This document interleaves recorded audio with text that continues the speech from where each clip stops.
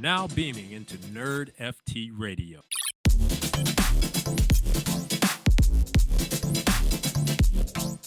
This is NerdFT Radio, where nerds full-time explorers of the metaverse, surfers of the blockchain, and not in our mom's basement. I'm your host, RSG, a.k.a. the One Piece Addict, and I'm here with Crier, a.k.a. Anarchy Crier. Crier, the world's on fire, and you're just loving it. So I think we can just, I mean, hey, listen, you're loving it while I'm over here. I literally have watched like 30 episodes of One Piece. Like, that's all I've been doing. The girlfriend Carolina, she's in South Florida. She went to the Keys, the Florida Keys, with her family. Ooh. And I was left here alone, abandoned, to watch a crap ton of One Piece and play a little bit of Destiny. And of course, Marvel Snap. Galactus deck is unbelievable. But enough about me. Crier, you're wanting, it's the greatest deck. You're wanting the world to burn pretty much. And obviously the world is burning. And can we go ahead and just jump into it right away and talk about what the heck has happened? And it's obviously massive news. And it's pretty much that the second largest bank crisis of all time literally just went down. And in like 48 hours, just instantly. Surprise. Yeah, so it's been on the heels of, quite a few disturbances in the whole financial sector. We've seen downward prices on, most of assets over this year, slight recoveries, but then we had Silvergate Bank, which was a large supporter of crypto transfers and holding money, had some issues, and now SVB, which is the Silicon Valley Bank, was pretty much just like obliterated overnight. The stock was like $106 to zero. The FDIC came in and took over the reins. And we're seeing some like repercussions into a lot of companies that are in our field. We had a lot of NFT companies. We had Proof that was affected by them. We've had, I wouldn't say a ton of crypto companies. I would say it's mostly just like VCs and startups that were really affected by it, but also another one that got affected was Circle. So the holders of USDC had panicking 8%. 8% of their $40 billion dollars in USDC, which is their balance sheet for USDC. 8% of it, I think they had pretty much like can't remember, like $3.3 billion roughly, pretty much locked up in the SVB bank. Yeah, it was 3.3. So there was kind of like a pretty much essentially a bank run. So everyone got wind of the issues. The CEOs and CMOs and all the people at the SVB are selling stocks. The previous week, a grand total of like $5.6 million worth of stock was sold on the founders' halves, while they knew probably imminently that they were going to fail. So that's always great. And we see that time and time and again, that previous bailouts, the reason that Bitcoin was created was we bailed out banks that failed previously, and then all of the upper echelon management people got giant paychecks. We saw, just rampant fraud across the whole sector. And, Janet Yellen is pretty much saying that we are not going to bail them out, but we're going to help the depositors. But either way, I see this as a kind of a win for crypto. Maybe not in the short term. I just think the macro stuff. We are pumping right now. We are pumping right now. Down, but we are pumping back up. Yeah.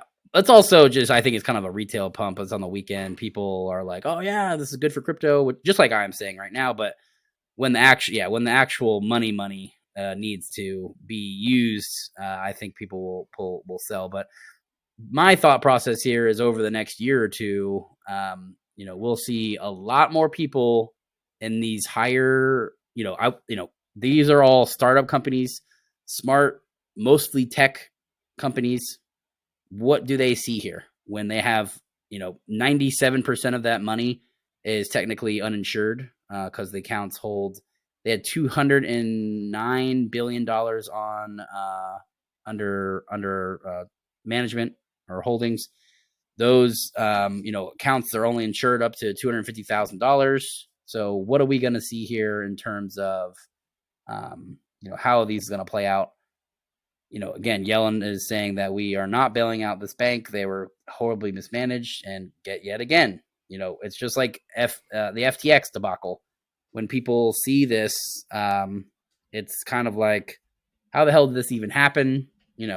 Why is there not regulation? How are banks allowed or able to do these things? And again, it's the underlying, true crypto assets of holding your assets on chain. Any type of collateral you use has to be over collateralized, so none of this shit happens. And it's, true sound money. These things are a thing of the past. Those things with FTX, that was all, fake crypto. It's not actually crypto. It was something that they were winding up their deposits to take loans against them in the traditional banking sense. They were using it as collateral to take loans against it.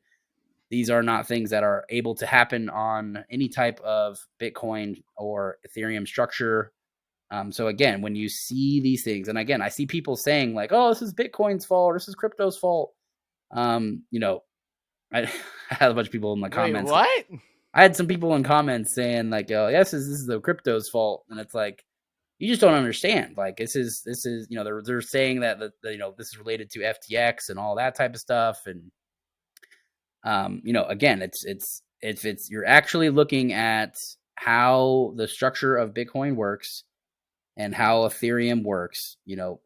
They are not able to take money that isn't actually real, which is what the American government has been doing since the 70s with getting rid of the gold standard. And we've seen what has happened since then. It's just rampant inflation and pretty much just poor risk management across pretty much every government. So, the more that you see these things, the more craziness there is. I think personally, it's the better for crypto.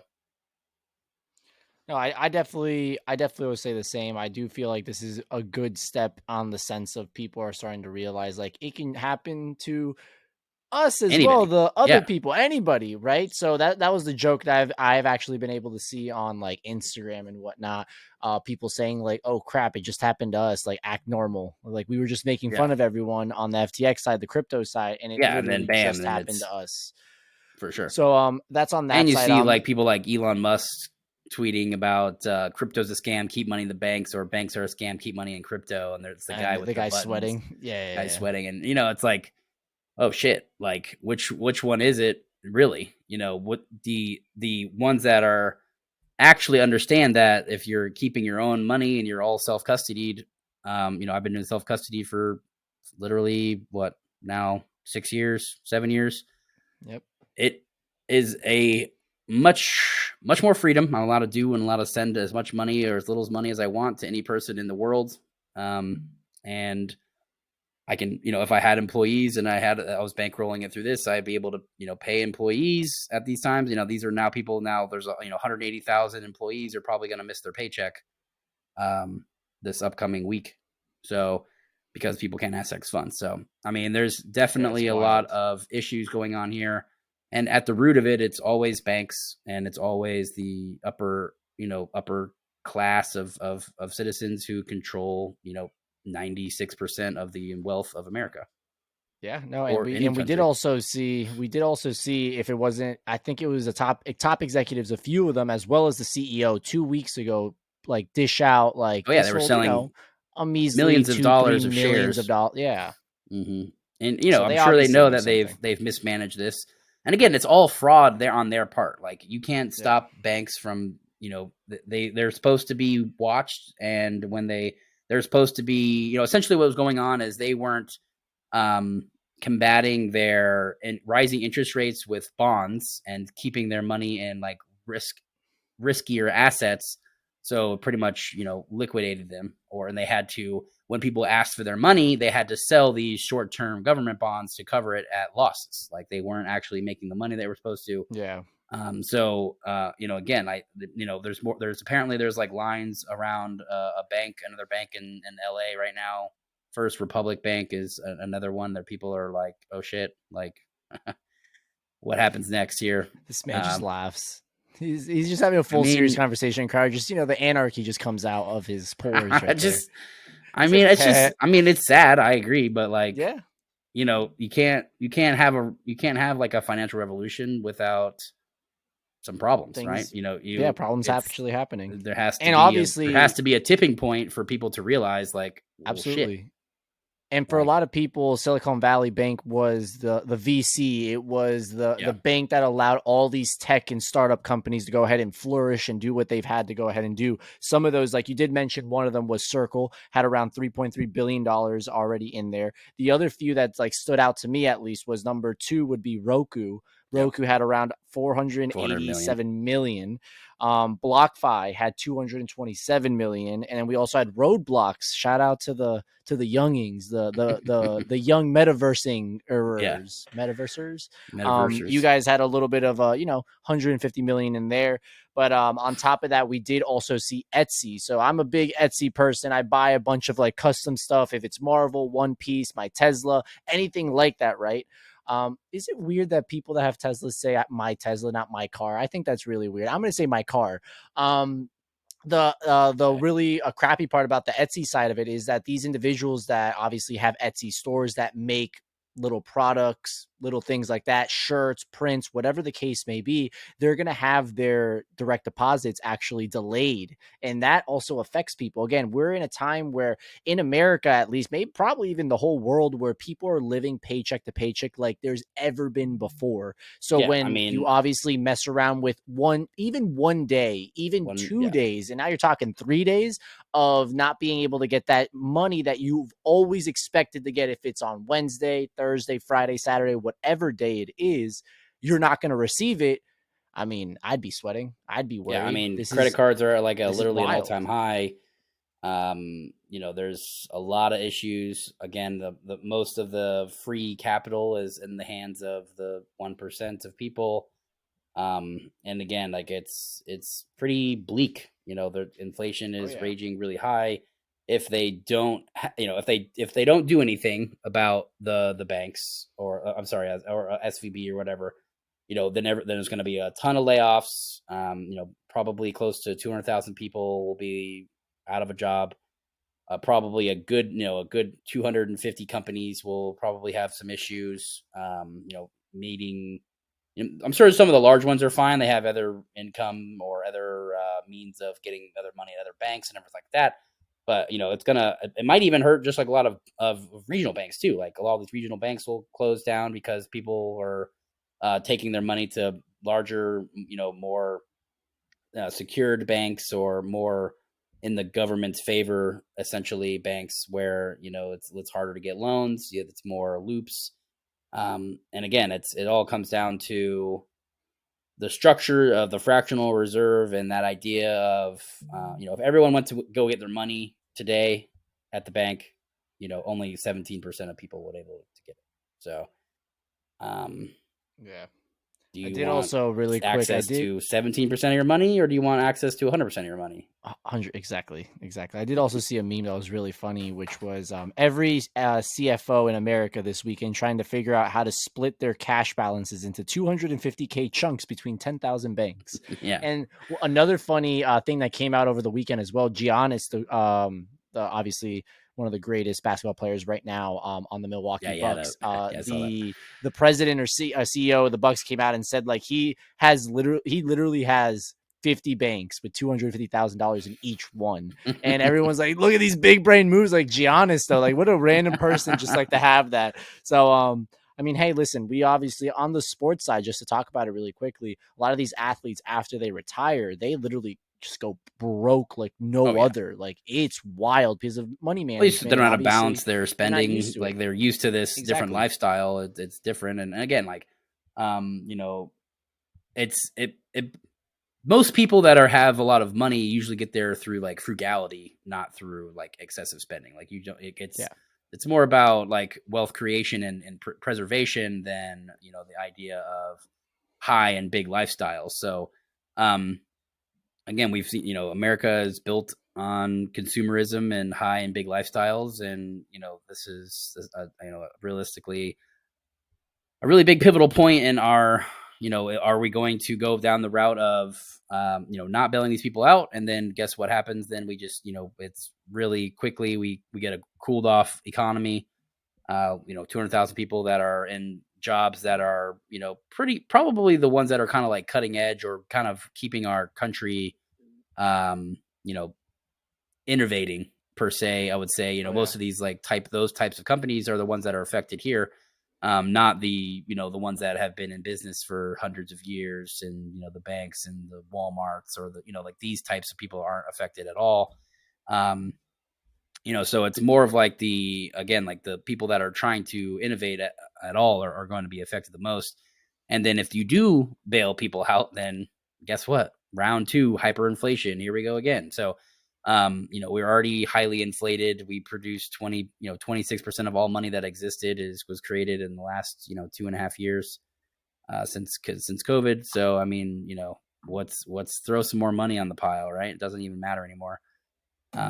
And both of those things, both of those extremes, I think personally are benefit to crypto. This is where Crier does his little subtle laugh, but yes, there it is. There it is. By the way, Crier, let's talk about this. SVB, yeah, SBF.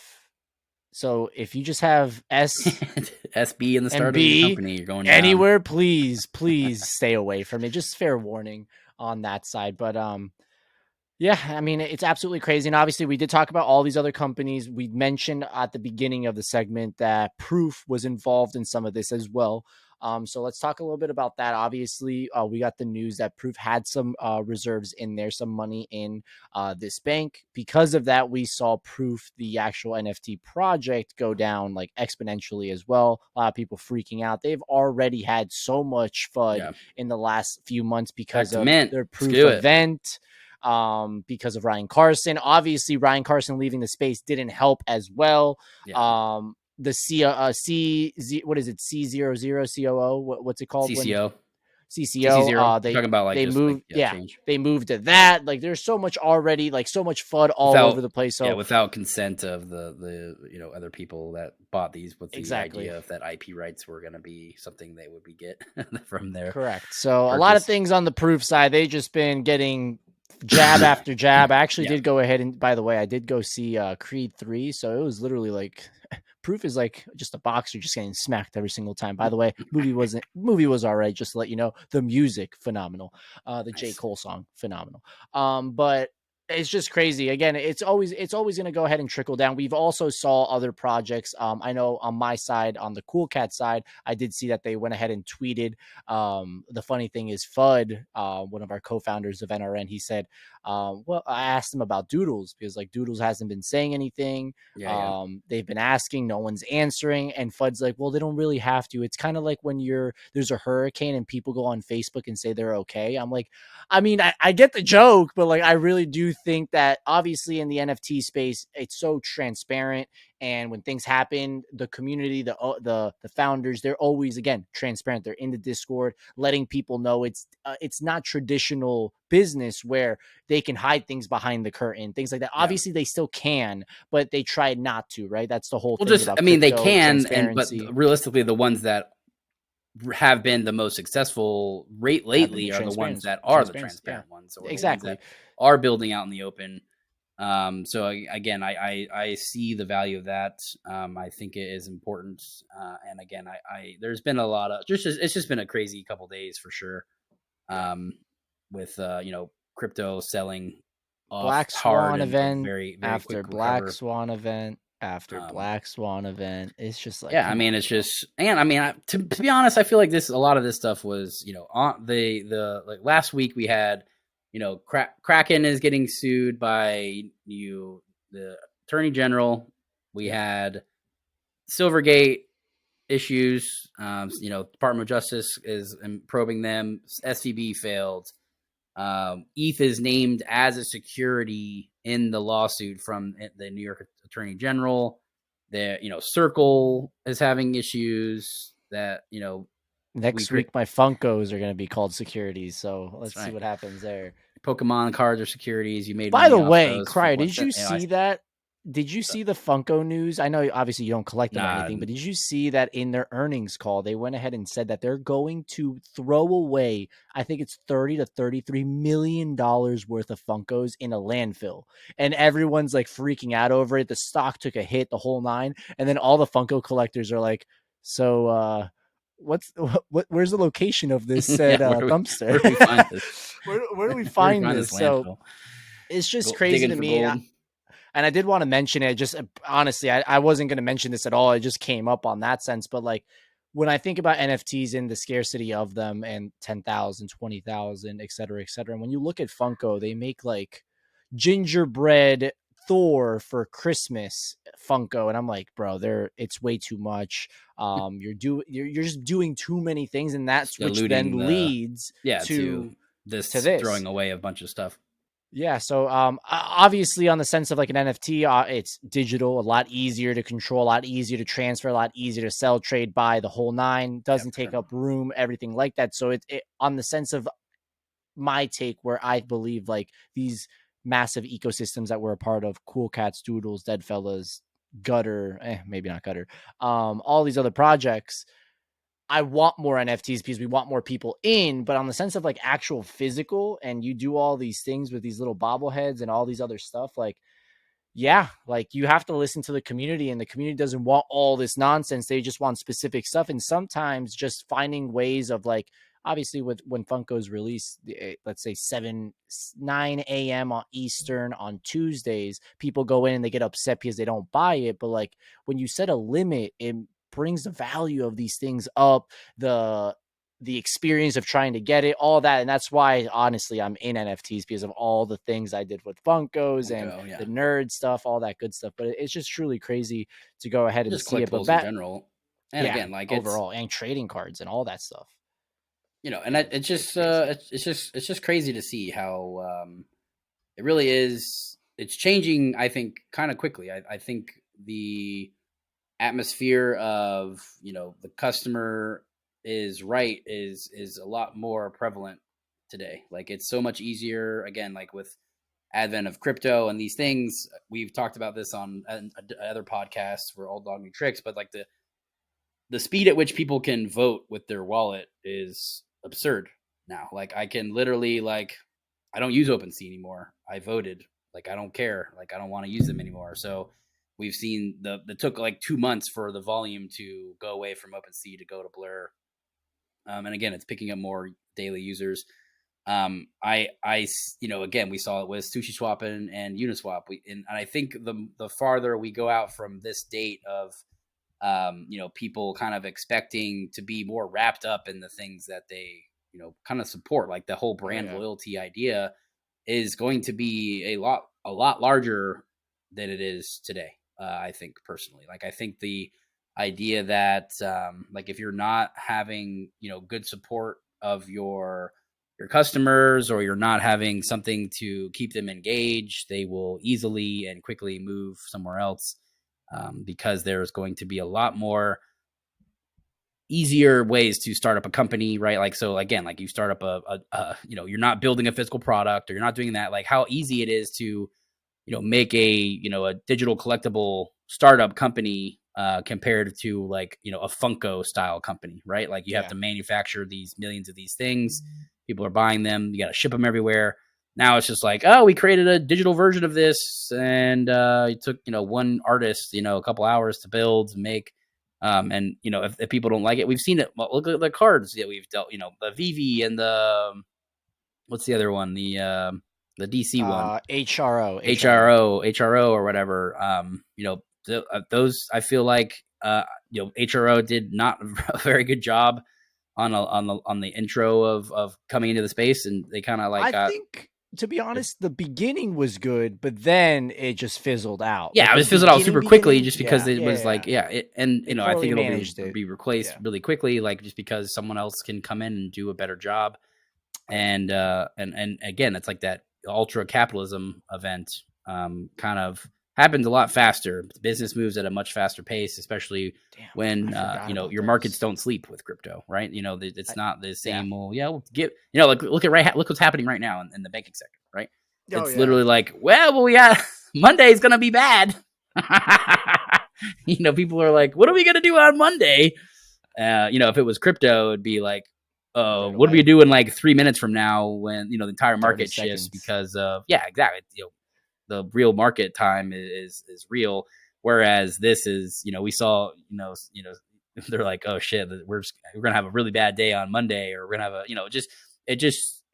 we don't take days off in business essentially with crypto. And I think that kind of translates more and more and more into just kind of the atmosphere or the mindset of the younger generation.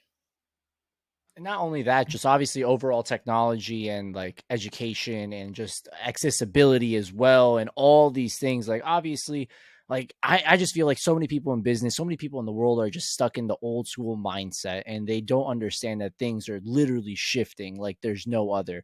People go into their 9 to 5s and they can do that job in 3, 2, 1, 4 hours. And then the rest of the time they're like, I'm just sitting there at an office space, and then the office has to pay for it. Like looking at memes and stuff and tweeting and texting and whatnot. Again, on the sense of like working from home and being able to, again, on our side, like I could be at Disney and I could still do things with my NFT stuff and like the podcast and like NRN and all these stuff. Like it's truly remarkable. And things are changing.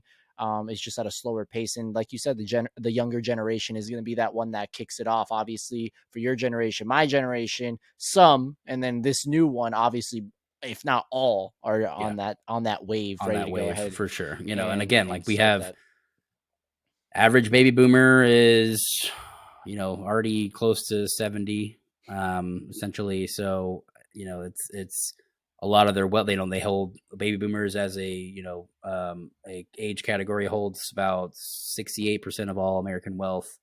Sure. We're going to see a large shift when these individuals start passing and leaving their inheritances to their kids. Who absolutely, do they choose the same system that's literally beat them up their entire lives? Like the average age of like an adult buying a house now is like 45 for first time home purchases.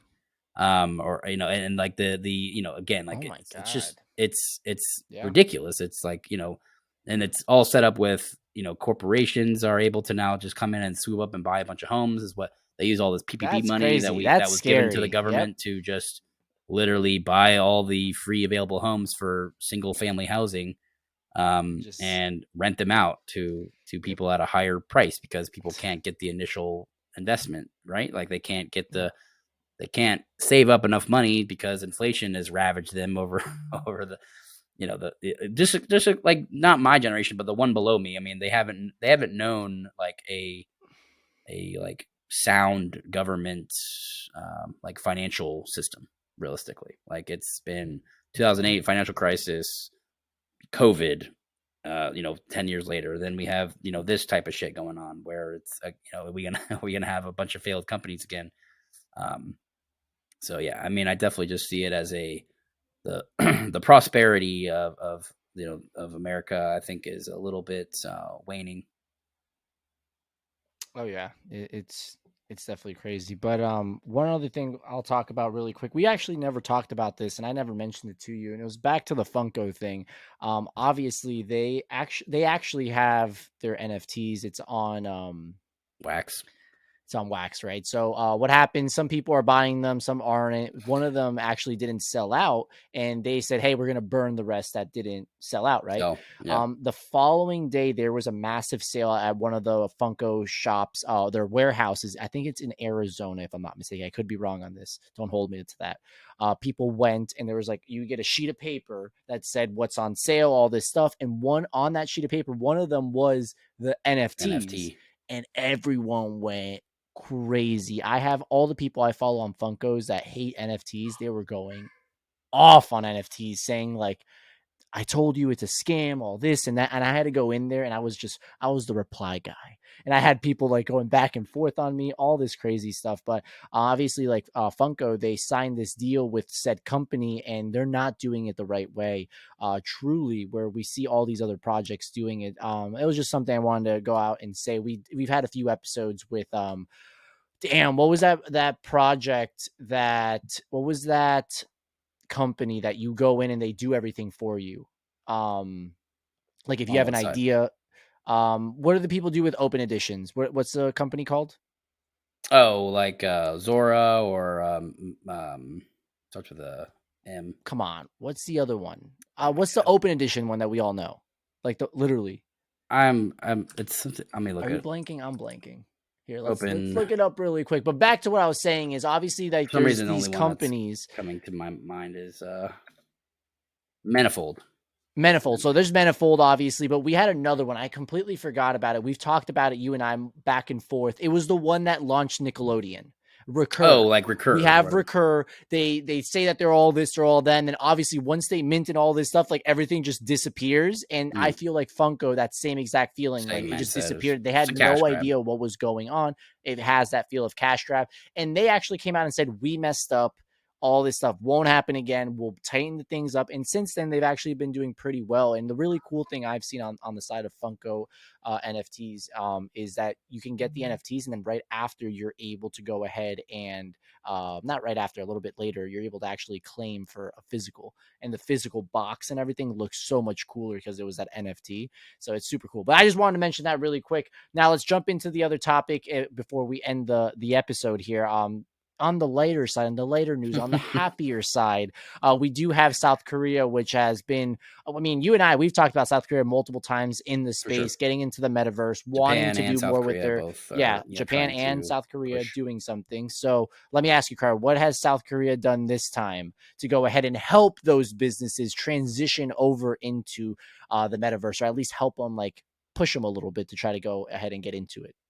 Yeah, so the Ministry of Science and ICT announced that they are pretty much helping drive metaverse initiatives in the country by awarding a $30 million fund to help development of companies that are focusing on like metaverse type ecosystems, and pretty much to kind of let them compete at the world stage level, right? So they're pretty much just saying that, like, lately, due to economic, type of, downturn, it's been hard for these companies to kind of gain the backing or the funding that they've needed. So they are helping at the government a level. So I think it's kind of interesting. The side of, there's a lot of value in these platforms for meeting. People can go there and listen to their government speak, or we've had kind of chats about that previously. Yep. Can open up to a large forum for people to kind of go and meet, because you can't go there physically. You probably have more participation at the government level if you have more of these kind of like ability or places for people to gather and voice their opinions about what is happening with these types of things. So I don't know if it's for that purpose or not, but again, they're kind of again, we had this with Japan not too recently, but doing pretty much the same exact idea, where they're pretty much pushing and helping companies that are looking to go that route with funds. So will be interesting to see where they kind of end up. And we've had a lot of issues with just in general with hacks and all these things, and I think that governments coming in to educate and kind of help push these narratives, I think can help the average consumer get educated, and shows them that they're being supported in the idea of learning these topics and learning about blockchain, and South Korea has one of the largest per capita citizen adoptiveness of crypto. So I mean, listen, if you tell, like, it's probably a really nice feeling when your government, your people that are helping you and your country and all this stuff says, you know what, all this stuff you're doing, good job. Yeah. Instead, on our side, we have, you're a scammer, it's not real, it's fake. What are you doing? Go definitely outside, still pay me on my touch taxes. some grass, smack me on my taxes. You will, but yeah, don't do it. But if you are going to do it, please give me all your money. Yeah. By the way, just did my taxes.